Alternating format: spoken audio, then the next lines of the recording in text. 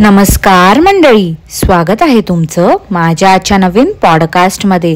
आजचा आपला विषय आहे खादाड बोका म्हणजेच एस फॉर ससुल्या। पण जर तुम्ही माझ्या चॅनलवर नवीन असाल तर माझ्या चॅनलला सबस्क्राइब करून घ्या। सोबतच शेजारी असलेल्या बेल आयकॉनला प्रेस करा सो दॅट कोणतीच अपडेट तुम्ही मिस करणार नाही। तर मग वाट कसली बघताय, चला सुरू करूया आजच्या आपल्या पॉडकास्टला। तर मंडळी, हा खादाड बोका गेला होता त्याच्या कोकणातल्या गावी गणपतीसाठी पूर्ण फॅमिलीला घेऊन। तिकडे याने खांजूचा वौसा केला होता। खरं तर हे मी पहिल्यांदाच ऐकलं आहे की लहान मुलींचाही वौसा करतात, कारण की नवीन लग्न झालेल्या सुवासिनी ज्या असतात त्यांचा वौसा असतो। याबद्दल मला माहिती होतं। खादाड बोक्याने त्या ससुलीच्या डोक्यावरती वौसा दिला आणि हा पाठून आहे झापझूप करून कॅमेरा मारतोय। थोडं ती घेऊन जाताना दाखवलं असतं तरी ठीक होतं, पण नाही, ह्याला पावला पावलावरती गोष्टी शूट करायच्या असतात। आता हे लोक वौसा घेऊन निघाले होते तर पादुडी पण मागे लागला होता यांच्या। तर ससूला बोलतो काय तर हा मागे लागला, आधी माहिती असतं तर आम्ही मोठी गाडी केली असती। ससुल्या ससुल्या राहू दे रे बाबा, तुला काय वाटते, तू बोललास त्याच्यावरती आम्ही विश्वास ठेवू का? अरे तुझ्या एवढा चिकट्या तर किरकिडाही नाही आहे, निदान ट्रॅव्हलिंगच्या बाबतीत तरी नाही आहे। काय तर म्हणे मोठी गाडी केली असती, आधी माहिती असतं तर। अरे पण मला एक सांग, तुला अक्कल दिली आहे की नाही देवाने? पावसाळा सुरू आहे, पाऊस काय सांगून नाही येणार आहे, कधीही येतो तो। त्यात आला की असा मुसळधार पडतो की काय विचारूच नको।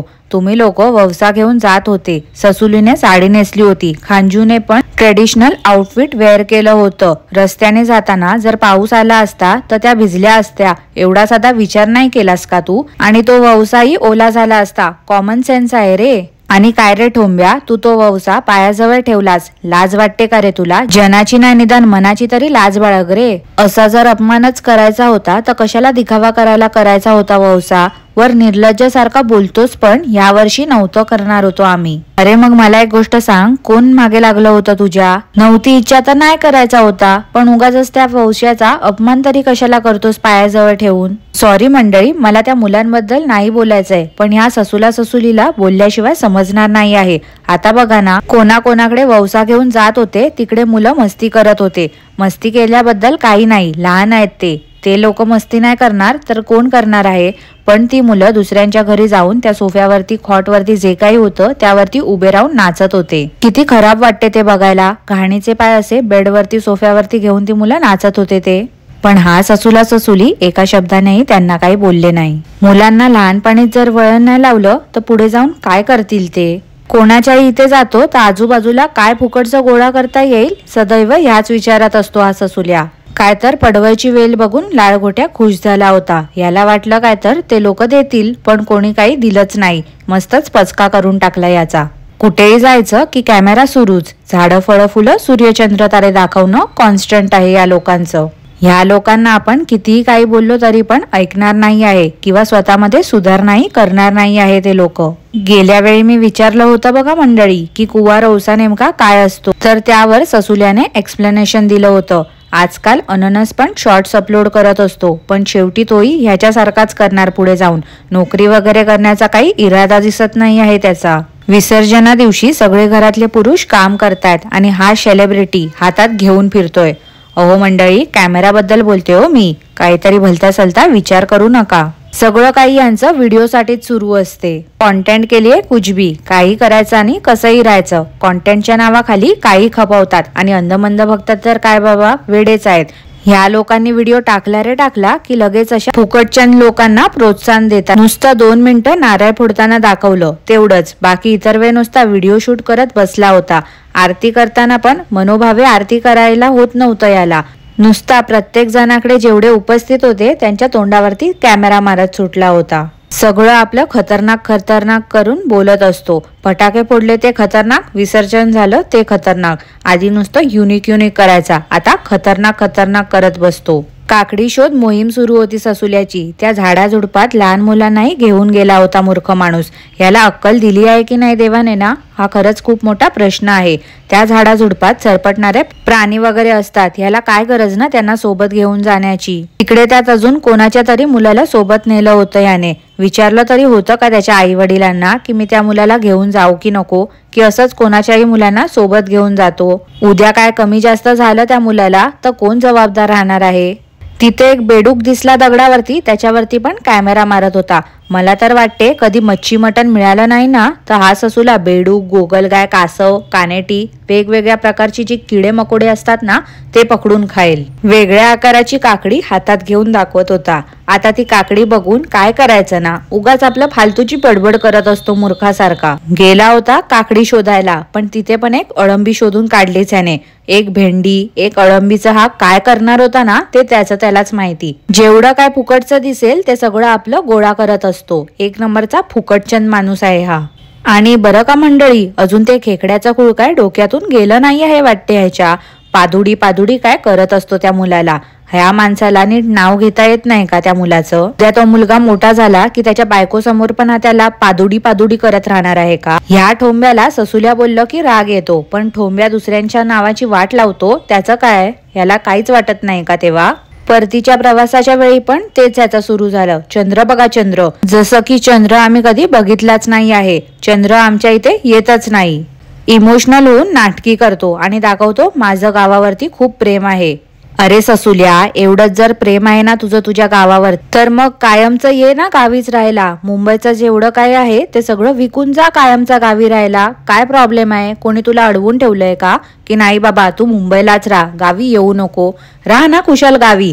सगळ्यांना कशाला ऐकवत बसतो सारखं सारखं. ते कसे लोक त्या मुलांना काका आणि आजी सोबत मुंबईला एकटे ठेवतात ना, कमाल वाटते मला यांची. आजीलाही फुकटचा त्रास या वयात, पण ह्या निर्लज्ज जोडप्याला काहीच वाटत नाही. नुसतं आपलं दोघांना राजा राणी सारखा संसार करायचा असतो एकट्यात. बॅकग्राऊंडला खूप गोष्टी प्लॅनिंग केल्या आहेत. प्रत्येक व्हिडिओ मध्ये एकच रट लावून असतो, पण जे काही याने प्लॅनिंग केली आहे ती सत्यात कधी आणणार आहे काय माहिती. आता त्या मसाल्याचं पण नामोनिशान मिटवून टाकलाय वाटते याने. मागे तर मे महिन्यामध्ये बोलत होता की मी दाखवणार आहे, आता तर ऑक्टोबर उजाडला आहे तरी पण अजूनपर्यंत याने ह्याचा तो कांदे बटाटा मसाला कुठे बनतो, कसा बनतो, त्याची पॅकेजिंग कशी केली जाते हे दाखवलं नाही आहे. सरळ सरळ सांगायचं ना की आम्ही दुसऱ्यांकडून मसाला विकत घेतो आणि तेच मी विकतो माझ्याकडे कांदे बटाट्याचं लेबल लावून. त्या सासूला बरं नाही म्हणून आम्ही तिची काळजी घेणार असं बोलला, पण दापोलीला गेला होता ससुलीला घेऊन हॉटेलमध्ये फुकटचं प्रमोशन करण्यासाठी. मुलाबाळांपासून आईपासूनही लांब राहू शकतो हा पैशांसाठी. किती निर्लज्ज माणूस आहे ना हा. ह्याचं तर ठीक आहे, पण ती ससुली पण ह्याच्यासारखीच का. ही एक आई आहे ना, हिचं मन कसं मान्य करते. एखाद्या आईला 2 दिवस पण मुलाशिवाय राहणं खूप डिफिकल्ट असते, पण ही तर महिनाभर गावी राहते. 2 दिवस याने फक्त दापोलीचे प्रमोशन व्हिडिओज केले होते. मागे ससुली गेले होते ना दापोलीला, तेव्हा शूट केलं आहे असं हा बोलतोय. आता काय खरं नि काय खोटं ते त्यालाच माहिती. मामींचं शेत दाखवून पण मोकळा झाला. आता सगळं नुसतं कॉन्टेंट साठीच सुरू आहे याचं. शेत काय दाखवेल नि अजून काय काय दाखवत बसेल.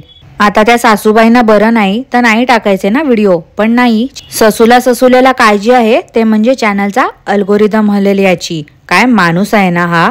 त्या ससुलीलाही काहीच वाटत नाही का, म्हणजे आईच्या जीवापेक्षा हिला पैसा महत्वाचा आहे का.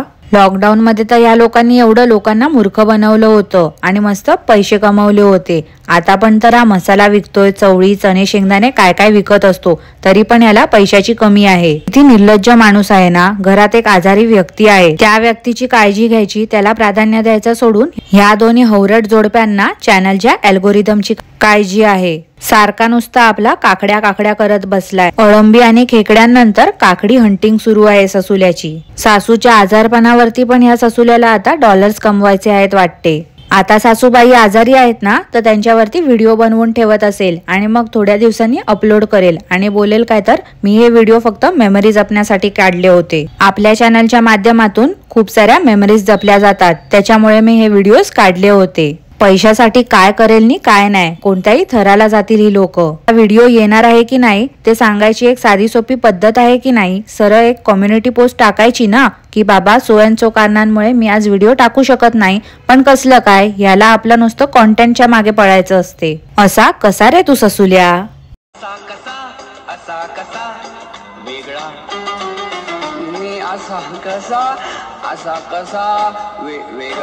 तर मंडळी आजसाठी एवढंच. आजचं पॉडकास्ट मी इथेच थांबवते. तुम्हाला आजचं पॉडकास्ट कसं वाटलं ते मला नक्की कॉमेंट करून कळवा आणि पॉडकास्ट आवडलं असल्यास लाईक करा, शेअर करा, चॅनलला सबस्क्राईब करायला विसरू नका. सोबतच शेजारी असलेल्या बेल आयकॉनला प्रेस करा सो दॅट कोणतीच अपडेट तुम्ही मिस करणार नाही. धन्यवाद.